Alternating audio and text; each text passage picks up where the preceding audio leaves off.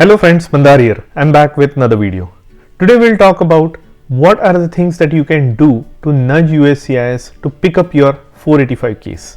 This is a very important topic everybody would like to know, and I'm going to go through a couple of details. I'll also cover the numbers that NVC, National Visa Center, has published regarding their visa issuance at the consulates and what are its implications on EB based immigration numbers. We'll also speculate what will happen to the priority dates for the next couple of months and few other important topics. So a lot of packed content guys, important topics. Watch this video until the end and let's get started.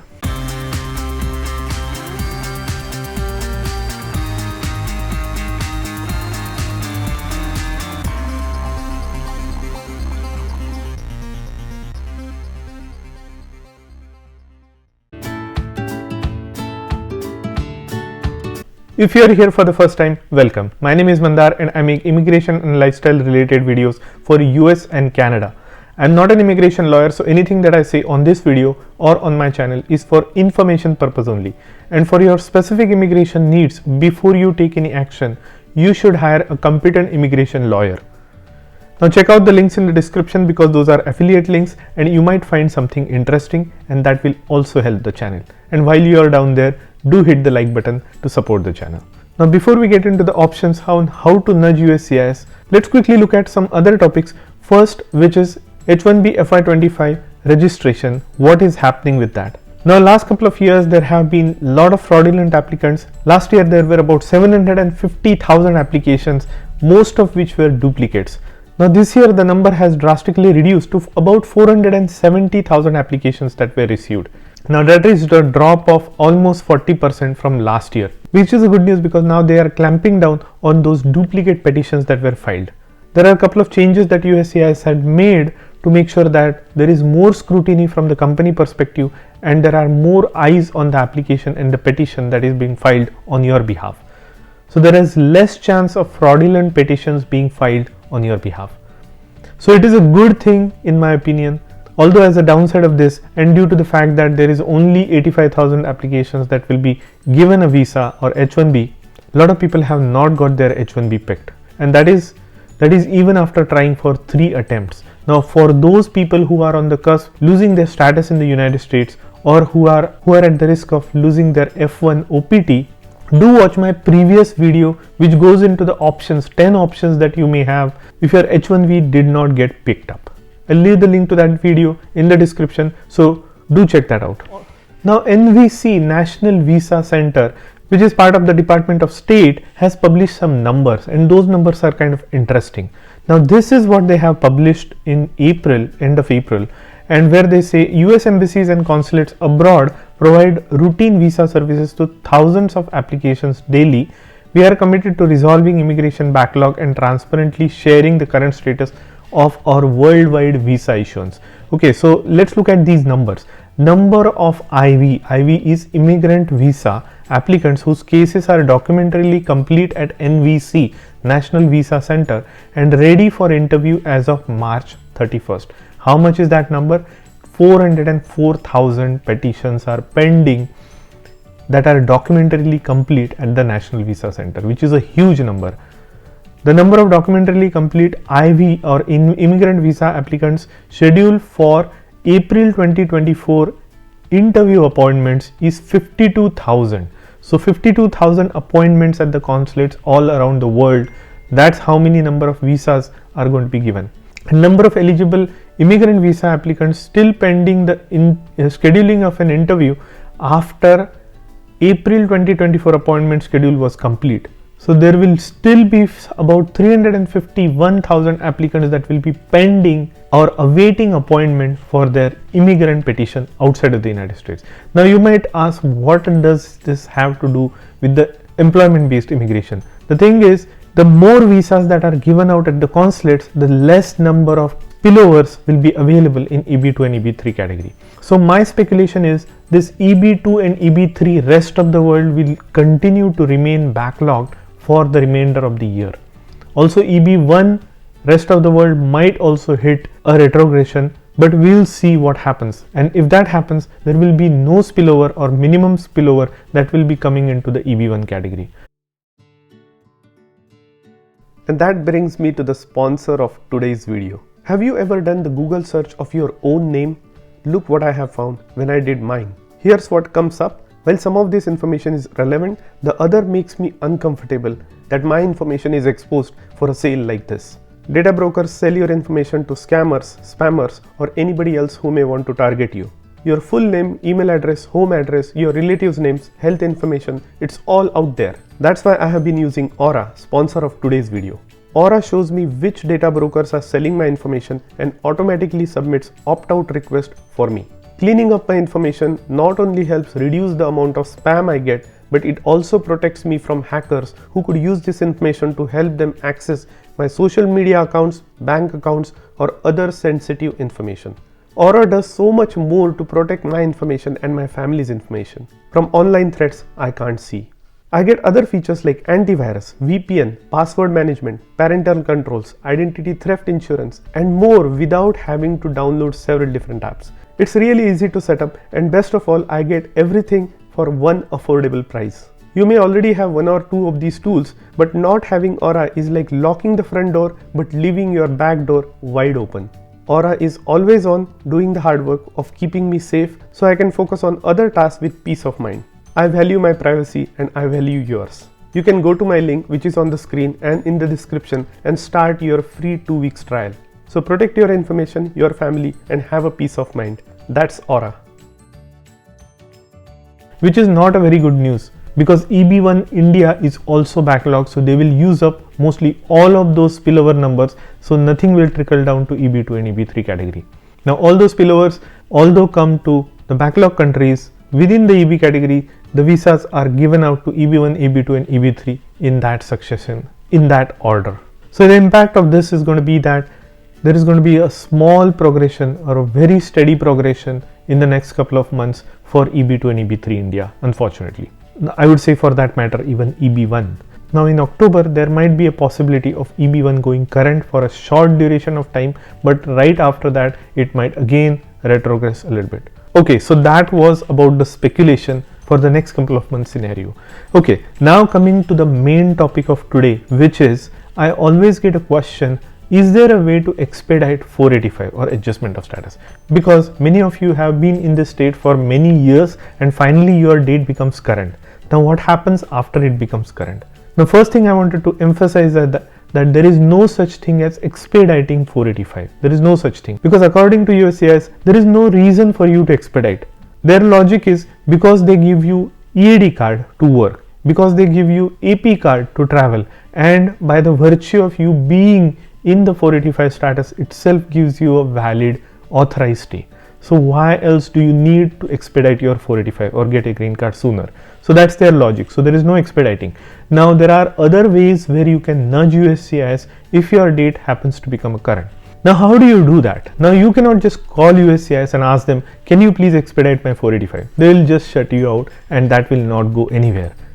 Instead, you might want to call them for some other reason. Say for instance, your initial EAD AP has expired, or you haven't received your EAD AP in the first case.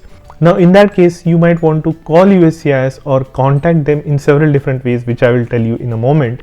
Your objective is to get USCIS attention to one of the valid situations, such as you need to expedite your EAD because you are at the risk of losing your job if you don't get your EAD. Although EAD extension is now automatic to 540 days, so that might not be a valid case. But for AP, for advanced parole, that might be a valid situation, that you need to travel urgently to India or wherever outside of the United States and you need to get that advanced parole.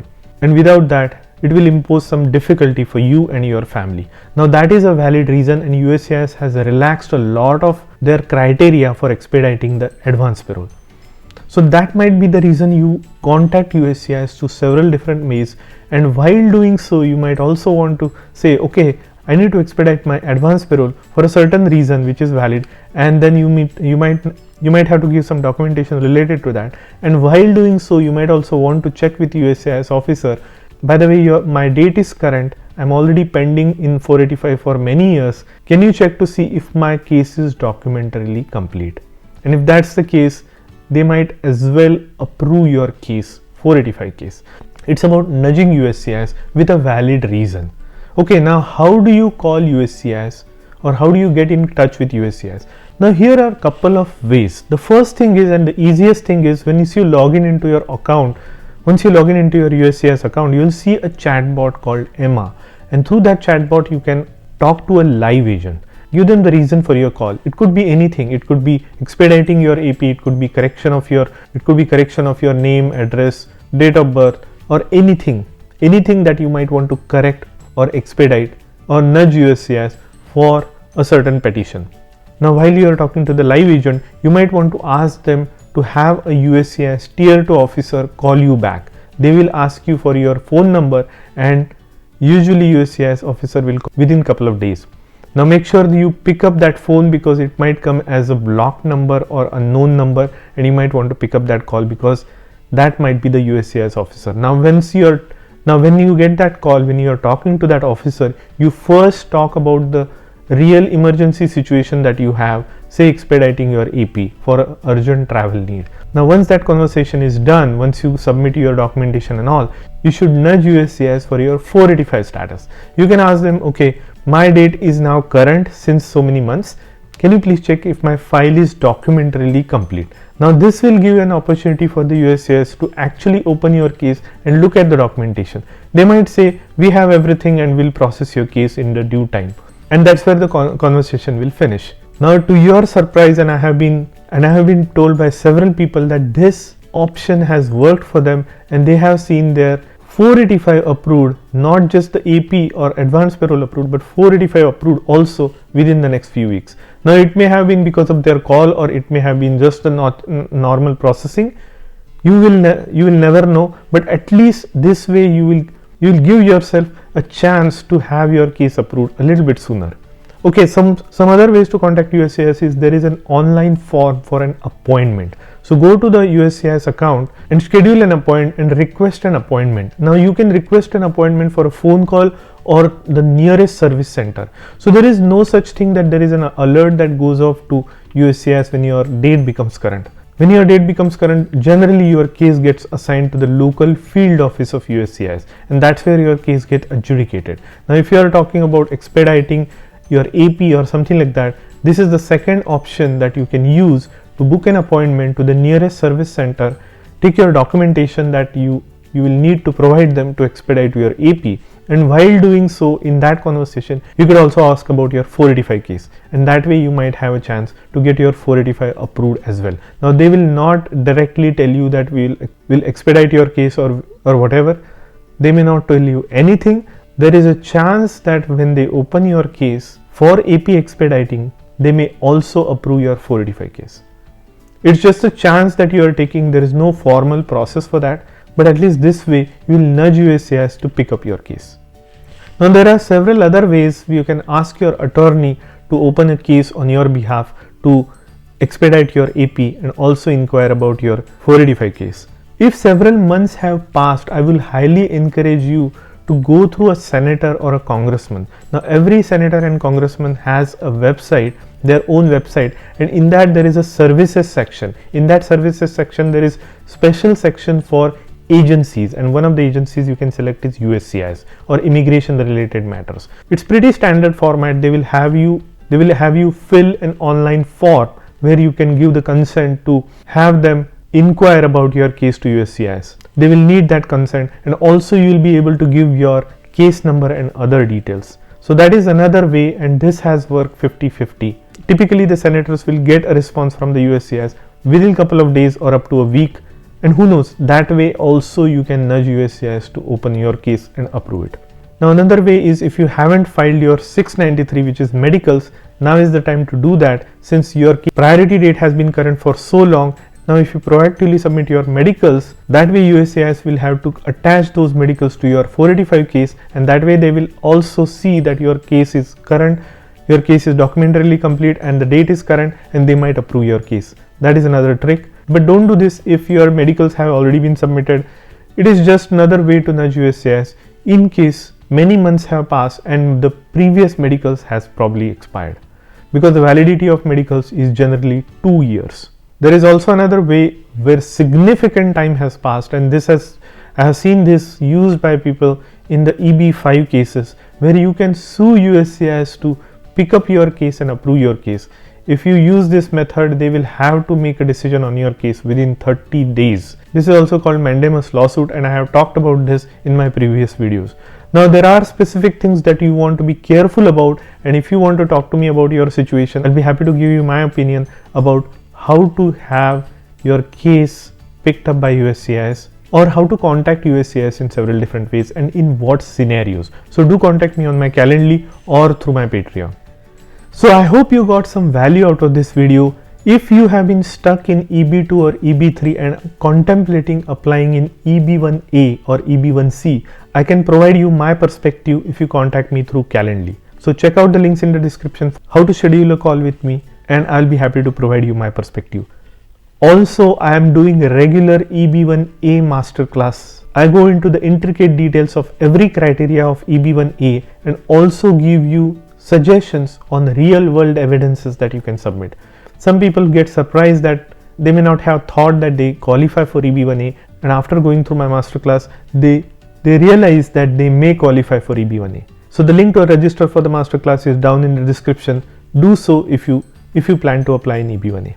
So that's all I wanted to cover in this video. If you like the content of this video, do hit the like button and consider subscribing to my channel, and I'll see you in the next one.